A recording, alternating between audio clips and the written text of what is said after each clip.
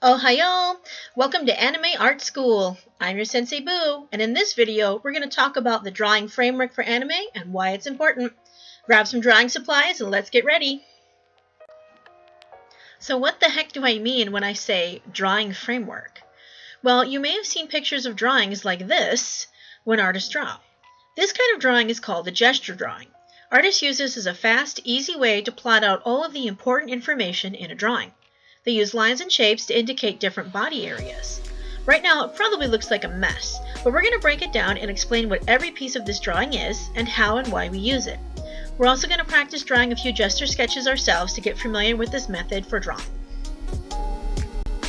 When using a gesture drawing, most artists will start with a line called the action line. This line tells the artist how the body is moving and the basic idea behind the pose. If the character is just standing, it will usually be a straight up and down line like this. Next, many artists will start drawing their figure by adding a head. I'm sure many of you have seen artists who use a circle or an oval for the head. I've also seen a lot of people who are worried about whether they can draw a perfect circle.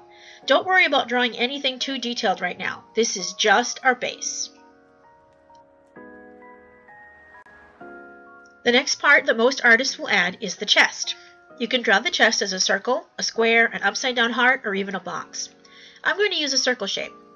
The relationship between the shapes on our framework will help to show the style that we're drawing in and even the gender of the character. If I want to draw an anime girl like Nezuko or Sakura, I would make the chest shape just a little wider than the head. If I wanted to draw a buff guy like Goku or Vegeta, I would make the chest shape about 2 heads wide. This is something that we can practice to do easily. Next, we'll draw in the hips with a circle. There are a lot of different shapes that artists will use to represent the hips, like a box, a triangle, etc. As you practice, you'll find the shape that best suits your style of drawing.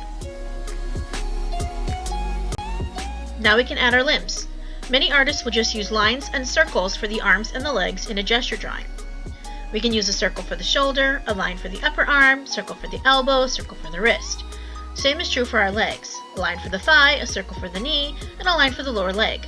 You can use ovals or boxes to represent your hands and feet in this stage of a gesture drawing. Here's our completed gesture drawing.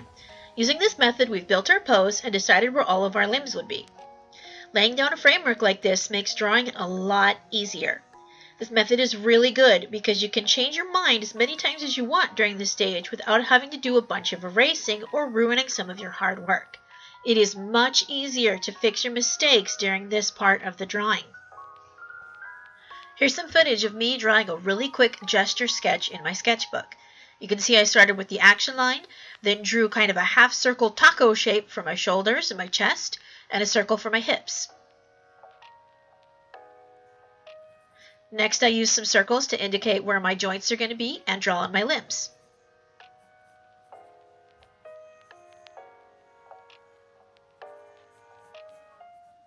Look how easy this is. It doesn't take much time at all.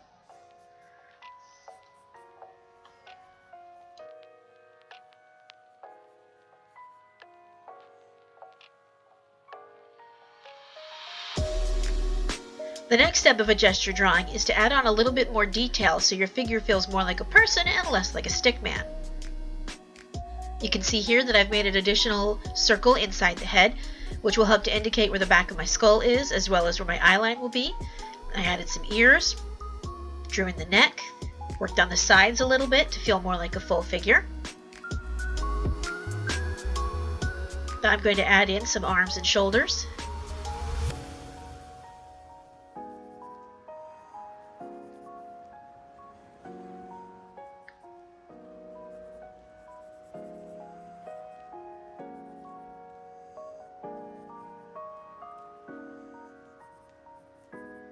And even a little bit of hands.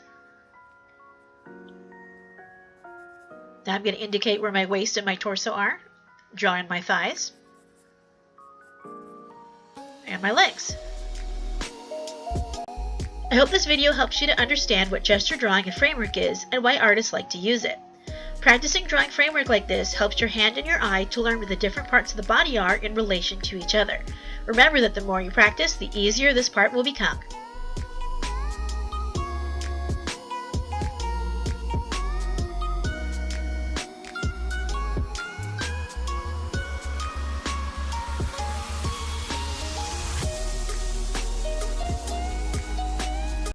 Thanks for coming to class today. Make sure to like, subscribe, and comment if you enjoyed this video. We'll see you next time.